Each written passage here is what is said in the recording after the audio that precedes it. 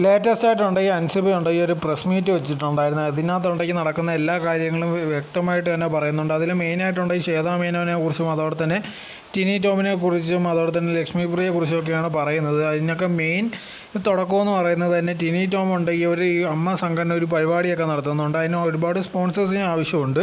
So അതുകൊണ്ട് ആ സമയത്തുണ്ടെങ്കിൽ ടിനി ടോം ഉണ്ടെങ്കിൽ അമ്പല കമ്മിറ്റി ആൾക്കാരെ ഉണ്ടെങ്കിൽ കൊണ്ടുവന്നിട്ട് ഇതേ കണക്ക് സ്പോൺസർ ചെയ്യുക എന്നുള്ളൊരു തീരുമാനം എടുക്കുകയും കുറേ പേര് അത് അംഗീകരിക്കുകയും ചെയ്തിട്ടുണ്ടായിരുന്നു. പക്ഷേ അൻസിബയ്ക്ക് ഉണ്ടെങ്കിൽ അത് താല്പര്യമില്ല. കാരണം എന്ന് പറഞ്ഞാൽ ഇപ്പോൾ ഉണ്ടെങ്കിൽ ഒരു മതത്തിൻ്റെ ഇതിനകത്തുള്ളൊരു സമ്മതിച്ച് കഴിഞ്ഞാൽ പിന്നെ ഉണ്ടെങ്കിൽ മതത്തിൻ്റെ കാര്യം കൊണ്ട് ഒരുപാട് പേര് വന്ന് ഇത് കണക്ക് പ്രൊമോഷൻ നടത്തുന്നതായിരിക്കും, അല്ലെങ്കിൽ അതിൻ്റെ പേര് വെച്ചിട്ടായിരിക്കും പിന്നെ നടക്കുന്നത്. അങ്ങനത്തെ ഉള്ള ഒരു കാര്യങ്ങളും വേണ്ടെന്നുള്ള രീതിയിലായിരുന്നു അൻസിബ തീരുമാനിച്ചിട്ടുള്ളത്. കാരണം എന്ന് പറഞ്ഞാൽ ഇതിനകത്തുള്ള സ്ഥലത്തുണ്ടെങ്കിൽ മതത്തിൻ്റെ കാര്യം അല്ലെങ്കിൽ അങ്ങനത്തെ ഉള്ളൊരു ചർച്ചയെ വേണ്ടെന്നുള്ള രീതിയിൽ തീരുമാനം എടുത്തിട്ടുണ്ടായിരുന്നു. അന്ന് തൊട്ടാണ് ഇതേ കണക്കുണ്ടെങ്കിൽ ടിനി ടോം ഉണ്ടെങ്കിൽ തന്നെ ടാർഗറ്റ് ചെയ്തതെന്നുള്ള രീതിയിലായിരുന്നു അൻസിബ പറഞ്ഞിട്ടുണ്ടായിരുന്നത്.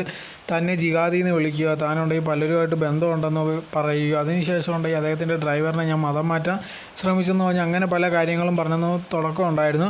അതിനുശേഷം ഉണ്ടെങ്കിൽ ശ്വേതാ മേനോൻ ഉണ്ടെങ്കിൽ ഇത് കണക്ക് ഇതിനെതിരെ കംപ്ലയിൻറ്റോ കാര്യങ്ങളൊന്നും എടുക്കാൻ തയ്യാറായിരുന്നില്ല. ഞാൻ പലവട്ടം പറഞ്ഞിട്ടുണ്ടായിരുന്നു. പക്ഷേ ശ്വേതാ മേനോനൊന്നും അത് എടുക്കാനോ എന്ത് കാര്യത്തിനും തീരുമാനിച്ചിട്ടൊന്നുമില്ലായിരുന്നു.